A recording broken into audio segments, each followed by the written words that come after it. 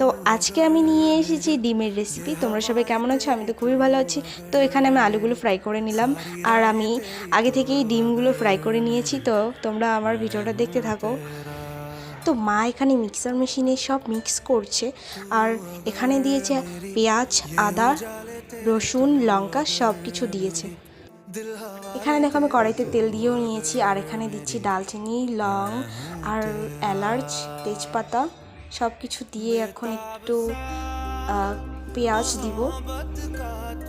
তো সব কিছু দিয়ে ভালো করে ভেজে নিয়ে আমি এখানে দিব জিরে, একটু দিব, বেশি দিব না।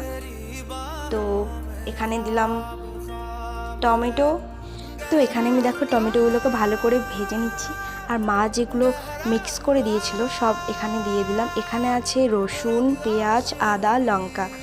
তো এগুলোকে আমি এখন সব ভালো করে ভেজে নিব। দেন এখানে দিয়ে দিচ্ছি হলুদ পাউডার, জিরে পাউডার, লবণ। তোমরা লবণটা পরিমাণ মতো দিয়ে দিবে। তো আমি একবারই দেখিয়েছি এখানে। এখন ভালো করে আমি ঘেটে নেব। তারপর আমি শুকনো লঙ্কার গুঁড়ো দিচ্ছি কালার হওয়ার জন্য। ভালো করে ভেজে নেব, আর আমার ভাজা হয়ে গেছে দেখো ভালো করে। তো এখন আলু দিচ্ছি, আলু দিয়ে ভালো করে ঘাটবো। ঘেটে এখন দিচ্ছি একটু জল।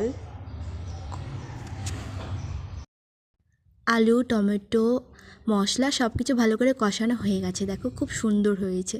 তো তারপর আমি এখানে দিয়ে দিব ধনে পাতা।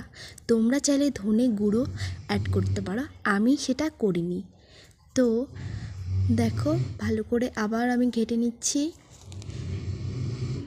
তো এখন এখানে জল দিয়ে নেব। তারপর আমি এখানে ডিমগুলো অ্যাড করে নিলাম। তো আমি রান্না করছি দুবেলার জন্য, তো তাই অনেকগুলো ঝোল হয়ে গেছে। তো তোমাদের যদি আমার ভিডিওটা ভালো লাগে তাহলে একটা লাইক, একটা কমেন্ট, শেয়ার করে দিবে। আর আমি এখানে খেতেও বসেছি। তো তোমরা সবাই ভালো থেকো, টাটা।